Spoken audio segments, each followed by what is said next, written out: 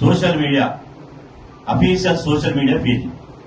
ఇందులో అఫీషియల్ గా జూబ్లీహిల్స్ లో తన అభ్యర్థిగా కాంగ్రెస్ పార్టీ ఓ రౌడీ షీటర్ను నిలబెట్టి హైదరాబాద్ ప్రజల విజ్ఞతకు కఠిన పరీక్ష పెట్టిందని ఆయన ఆవేదన వ్యక్తం చేశారు.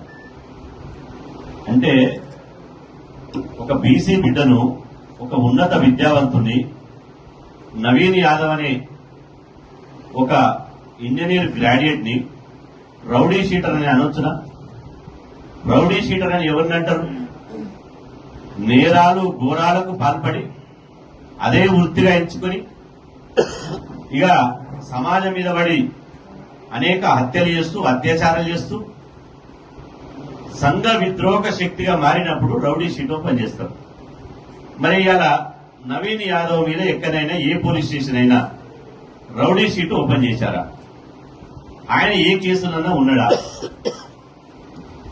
ఈరోజు ఒక బీఆర్ఎస్ పార్టీ అధ్యక్షుడు కేసీఆర్ 10 సంవత్సరాలు ముఖ్యమంత్రిగా పనిచేసినటువంటి నాయకుడు, ఉద్యమ నాయకుడు ఇవాళ తెలిసో తెలియక వాళ్ళ పార్టీలో ఉన్నటువంటి వాళ్ళను ఒకవేళ వాళ్ళు రౌడీ షీటర్ అని అసభ్య పదార్థాలతో మాట్లాడినా, అన్పార్లమెంట్ లాంగ్వేజ్ ఉపయోగించినా వారిని వారించాలి. అట్లా మాట్లాడకూడదని చెప్పాలి. నువ్వు చేసిన నిజంగా మీ బీఆర్ఎస్ ను గెలిపించుకోవాలంటే నువ్వు చేసిన మంచి పనులు ఏందో ప్రజలకు చెప్పాలి. నువ్వు ఏం చేయబోతావో చెప్పాలి.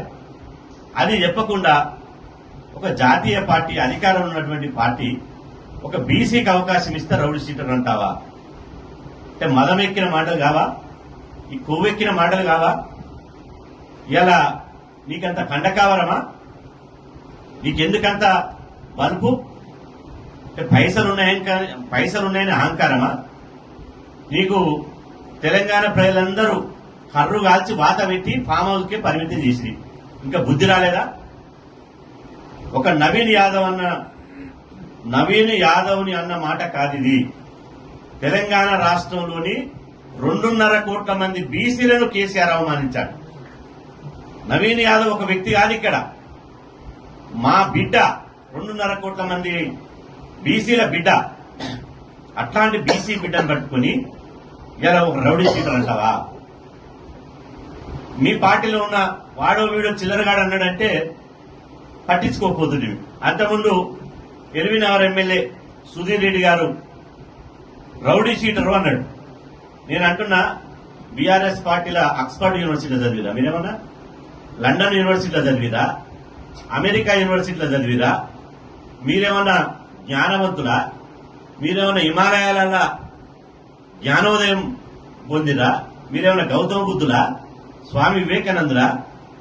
మీకు మీ చరిత్ర తీస్తే నిజమైన రౌడీలే మీరు. మీ చరిత్ర అంతా ఒక్కొక్కరి మీద పోలీస్ స్టేషన్లో ఎన్ని కేసులు ఉన్నాయో ఇలా కనపడుతుంది. ఒక బీసీ బిడ్డను ఎదుర్కోవడానికి గిన్ని తప్పుడు ఆరోపణలు చేస్తారా? బిడ్డ ఖబర్దార్. బీసీలను పదే రౌడీలంటే తోలు తీస్తాం బిడ్డ. బీసీలంటే అంత తమాషా అనుకుంటురా?